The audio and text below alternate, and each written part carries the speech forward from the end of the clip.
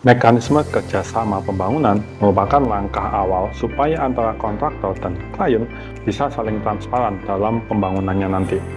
Karena pembangunan, renovasi, atau interior bukanlah transaksi yang jangkanya pendek, sehingga sangat akan rawan gesekan jika tidak ada kejelasan dari awal.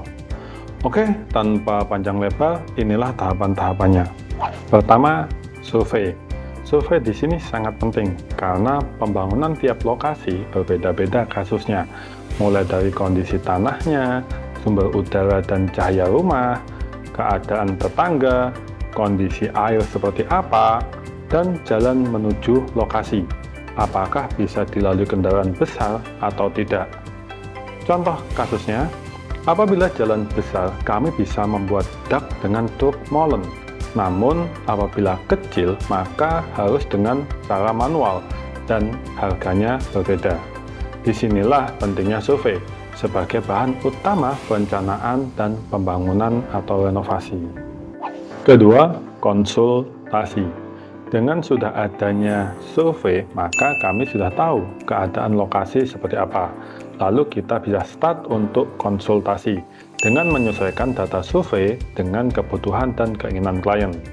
Dan akan banyak hal yang akan dibahas di sesi ini, seperti klien membutuhkan ruangan apa saja, bagaimana model dan selera bangunan, detail material yang ingin digunakan, dan lain-lain.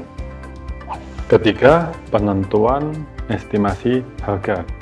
Dari bahan hasil survei dan konsultasi keinginan klien seperti apa, kami bisa start untuk menentukan estimasi harga pembangunannya. Tapi ingat, di sini masih tahap estimasi harga, bukan harga pasti. Seumpama, jika kita estimasikan sesuai ukuran dan keinginan klien adalah 500 juta, maka itu belum tentu harganya. Bisa jadi cuma 300 atau 400 juta, atau bisa di atasnya. Karena untuk hitungan fix atau pasti, kami memerlukan desain dan menghitung item pekerjaannya. Namun, apabila estimasi awal dirasa terlalu tinggi, maka klien bisa mengajukan harga sesuai budget klien. Dengan itu, kami bisa membuat acuan perencanaan lebih lanjut dengan penyesuaian spek atau teknik pembangunannya. Keempat, desain. Jika klien sudah setuju dengan estimasi budget atau permintaan harga klien bisa diimplementasikan, kami akan membuat desain sesuai hasil konsultasi dan survei. Di sini, kami harap keterbukaan klien, karena saat sudah masuk desain, estimasi budget sangat menentukan batasan tim arsitek untuk membuat perencanaan desainnya. Dengan luasan tanah yang sama, kami bisa membangun dengan harga 200 juta, 500 juta, atau bahkan 1 miliar, tergantung spek yang digunakan. Jadi, mohon keterbukaannya dalam hal ini, supaya perencanaan dalam tahap ini bisa berjalan dengan lancar. Kelima, negosiasi. Setelah desain selesai dan sudah direvisi oleh klien, maka kami akan menghitung detail setiap part bangunan. Disinilah harga fix keluar dan bisa dilakukan negosiasi, di mana bagian yang murah dan mahal bisa disesuaikan dengan budget klien. Contoh, jika bagian keramik atau granit merek tertentu yang membuat mahal, maka kita bisa sesuaikan speknya dengan yang lebih terjangkau. Atau klien ada budget lebih, maka bisa menaikkan spek bagian tertentu untuk terkesan lebih elegan atau mewah.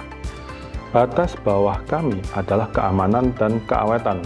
Jika itu tidak terpenuhi, maka tidak bisa dinegosiasikan. Contohnya, klien ingin mengurangi struktur atau pondasi untuk lebih hemat. Tentu akan kami tolak penyesuaian budgetnya, karena akan berbahaya. Sedangkan batas atas harga pembangunan tidak ada, hanya menyesuaikan dengan budget klien. Oke, semoga dipahami ya dalam negosiasi ini. Dan bagian perencanaan terakhir yaitu tanda tangan kerja sama. Jika rancangan anggaran biaya dan desain sudah disetujui, maka mulai tanda tangan kerjasama dan mulai pembangunan sesuai kesepakatan hari dan tanggalnya. Untuk DP, biasanya kami start saat kami sudah mulai progres pembangunan. Jadi Anda bisa memastikan tim kami bekerja terlebih dahulu. Berikutnya, mengenai hal selama pembangunan, kami sediakan video secara terpisah. Semoga bermanfaat dan kami tunggu kerjasamanya.